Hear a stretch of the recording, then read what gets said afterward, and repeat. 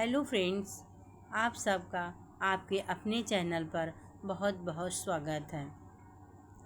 आज हम लोग नई कहानी की शुरुआत करेंगे जो साहित्य सागर की कहानी है, बड़े घर की बेटी, जिसके लेखक मुंशी प्रेमचंद जी हैं।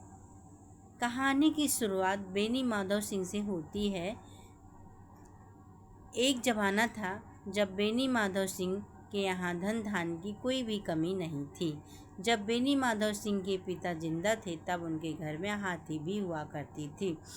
खाने पीने की कोई भी कमी नहीं थी, लेकिन अब हालात ऐसे हैं कि खाने पीने के भी लाले हैं। लाले मतलब कमी हो गई है। बेनी माधव सिंह 1000 रुपये साल का कमाता है, जिसके 2 बच्चे हैं, बड़ा बेटा श्रीकांत और छोटा बेटा लाल बिहारी। श्रीकांत का पढ़ाई में बहुत मन लगता है और जैसे तैसे कर उसने बीए को पास किया है और अब दफ्तर में नौकर है। दूसरी तरफ है लाल बिहारी, जिसका पढ़ाई में बिल्कुल मन नहीं लगता, लेकिन हर समय पहलवानी करता रहता है। उसका लंबा शरीर, चौड़ा छाती, भरा हुआ चेहरा, रोज़ 2 लीटर दूध वह सुबह उठकर ही पी जाता है। घर में चाहे कितनी ही तंग हालात क्यों ना हों, लेकिन लाल बिहारी को तो उसकी खुराक पूरी ही चाहिए। कहानी का चौथा चरित्र है आनंदी, जो बहुत बड़े घर की बेटी है। बहुत बड़े घर में रहती है और उस घर में एक हाथी भी है। आनंदी के पिता का नाम भूप सिंह है। ऊपर वाले का दिया सब कुछ था उसके घर, बस बेटे को छोड़कर, मतलब भूप सिंह को एक बेटा नहीं था, बाकी सब कुछ उसके पास अवेलेबल था।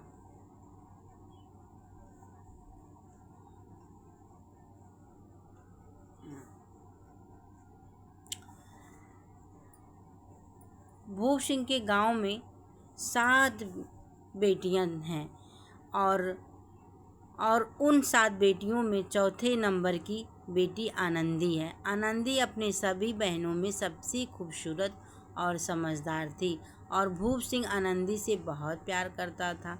भूप सिंह बड़ा परेशान था कि अपनी बेटी का विवाह कहाँ पर करें।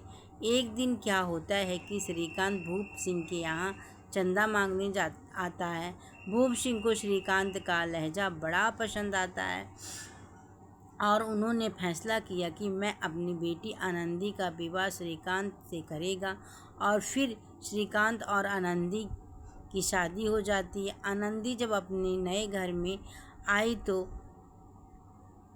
यहाँ का रंग ढंग कुछ बदला हुआ था। बचपन से उसने नौकर, चाकर और रहीसी देखी थी। हाथी घोड़े पर बैठकर पली बड़ी थी, लेकिन नए घर में हाथी घोड़े का कोई नामो निशान न था। अपने साथ रेशमी चप्पल लेकर आई थी, लेकिन नए घर में टहलने के लिए बाग भी नहीं थे।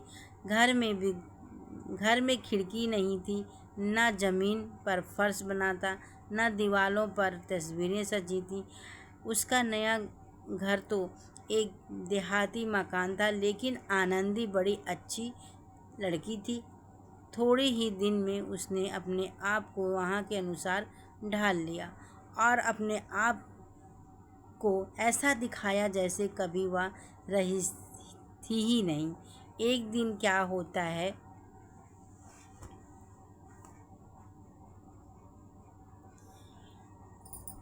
आनंदी का देवर लाल बिहारी 2 चिड़ियों को लाता है और कहता है कि भाभी, इन चिड़ियों को फटाफट पकाकर खिला दो, बहुत भूख लगी है मुझे। जब आनंदी चिड़ियों को पकाने के लिए रसोई में गई तो वह घी बहुत कम था। अब बड़े घर की बेटी कंजूसी क्या जाने, उसने सारा घी चिड़िया में पकाने में खर्च कर दिया और चिड़िया पकाकर लाल बिहारी को दे दी। अब जब लाल बिहारी खाने बैठा तो उसने देखा कि दाल में घी नहीं है, तो उसने बोला, भाभी, दाल में घी क्यों नहीं है? आनंदी ने कहा, घी तो चिड़िया पकाने में ही खर्च हो गया, दाल में क्या डालेंगे। इतना सुनकर लाल बिहारी गुस्से में आ गया और उसने तड़क कर कहा, खत्म हो गया? कैसे खत्म हो गया? अभी तो परसों ही तो लेकर आया था। घी खत्म कैसे हो गया? घी को लेकर भाभी और देवर में क्लेश हो गया। आनंदी ने जिस घी को लेकर इतना तेवर दिखा तेवर है आनंदी ने कहा कि जिस घी को लेकर इतना तेवर है ना, उतना ही हमारे घर के नौकर खा लेते हैं। लाल बिहारी यह बात सुनकर जल गया, थाली को उल्टा किया और बोला, जी चाहता है कि जबान पकड़कर खींच लूं। आनंदी भी चुप ना रही, गुस्से से बोली, अगर श्रीकांत यहाँ पर होते ना तो अभी मजा चखा देती। लाल बिहारी ने खड़ाऊं मतलब होता है लकड़ी की चप्पल,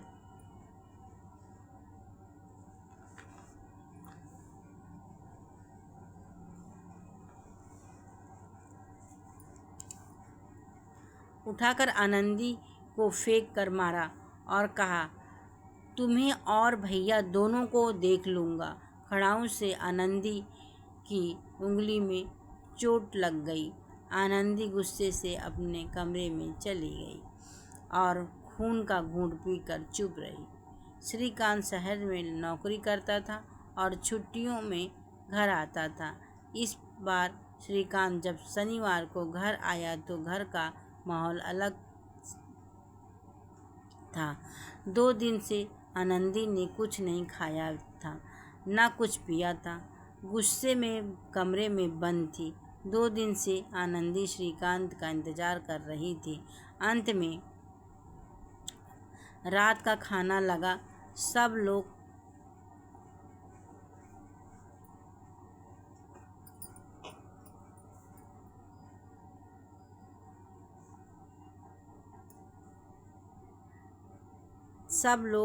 साथ में बैठे।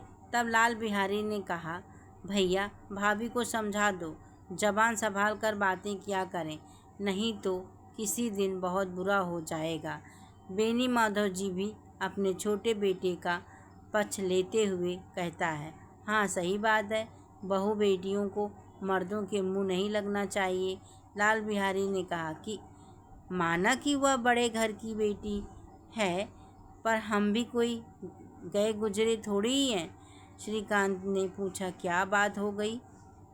लाल बिहारी ने कहा, कुछ नहीं भैया, भाभी मायके के सामने हम लोगों को कुछ समझती ही नहीं है।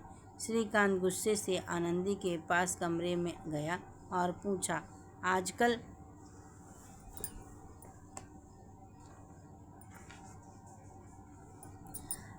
घर में क्या बवाल मचा रखा है? आनंदी ने गुस्से से कहा, ये गंवार छोकरा जिसे कोई नौकर भी ना बनाए, इसने मुझे चप्पल से मारा है और बदतमीजी कर कर पकड़ रहा है। आनंदी ने सारी बातें श्रीकांत को बता दी। ये सुनकर श्रीकांत की आंखें लाल हो गईं। लाल बिहारी की इतनी हिम्मत!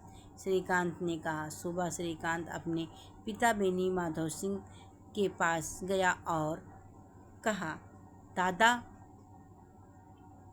मैं इस घर में और नहीं रह सकता। बेनी माधव घबरा गया और कहा, क्या क्या है हो गया है? श्रीकांत ने कहा, मैं दूसरे का नौकर ठहरा घर में रहता नहीं हूँ। मेरे पीठ पीछे चप्पल और जूतों से बरसात होती है। बेनी माधव ने कहा, बेटा, औरतों की बातों में नहीं आते, ये घर को बिगाड़ देती हैं। श्रीकांत गुस्से में कहा, मैं लाल बिहारी को अपना भाई नहीं मानता। बेनी माधव पुराना चावल मतलब अनुभवी था। वह जानता था यदि बात घर से निकलेगी तो लोग तालियां बजाएंगे। उससे बात पलटने के लिए कहा कि बेटा छोटे भाई से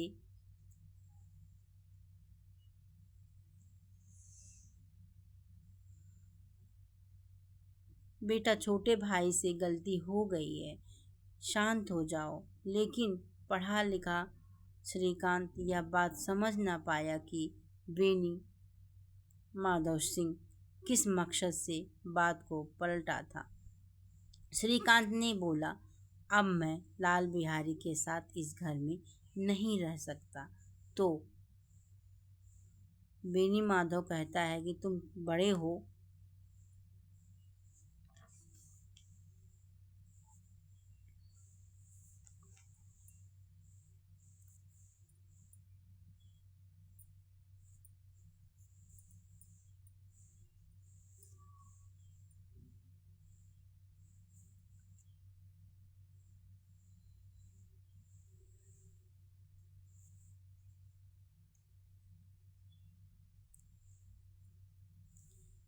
उसे छोटा समझकर माफ कर दो।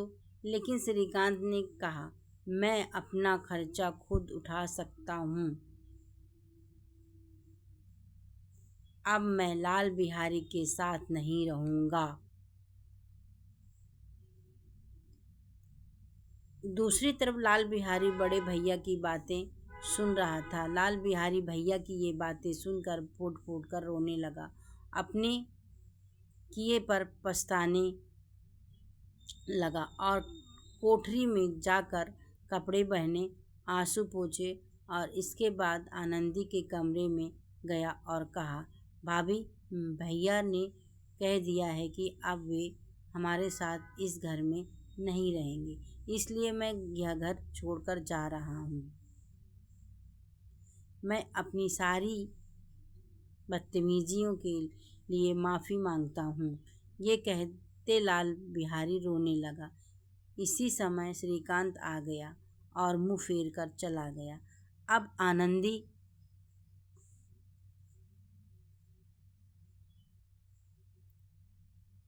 अब आनंदी का भी दिल बैठ सा गया। लाल बिहारी के साथ आनंदी भी रोने लगी।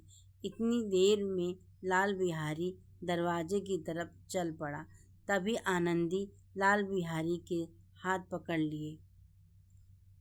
तभी वह बोला, मुझे जाने दो भाभी। तभी श्रीकांत भी आकर लाल बिहारी को गले से लगा लिया। दोनों भाई फूट फूट कर रोने लगे। लाल बिहारी कहा, भैया, आप जो सज़ा देंगे मैं सहने को तैयार हूँ, लेकिन यह ना कहना कि मैं तुम्हारे मुंह नहीं देखना चाहता हूँ। बेनी माधव बाहर से ये सब सुन रहा था और कहा, बड़े घर की बेटियाँ ऐसी ही होती हैं, बिगड़े काम को बना देती हैं। बड़े घर की बेटी पूरे गांव में यह बात फैल गई कि बड़े घर की बेटियां ऐसी ही होती हैं, बिगड़े काम बना देती हैं। यहाँ पर बड़े घर की बेटी की तारीफ हो रही है। Thank you friends. अगर ये वीडियो थोड़ी भी आपको पसंद आए, आपके लिए हेल्पफुल हो, तो प्लीज़ लाइक एवं सब्सक्राइब कीजिए। और अब आगे कौन सी कहानी लानी है, इसके लिए भी कमेंट करिए। Thank you.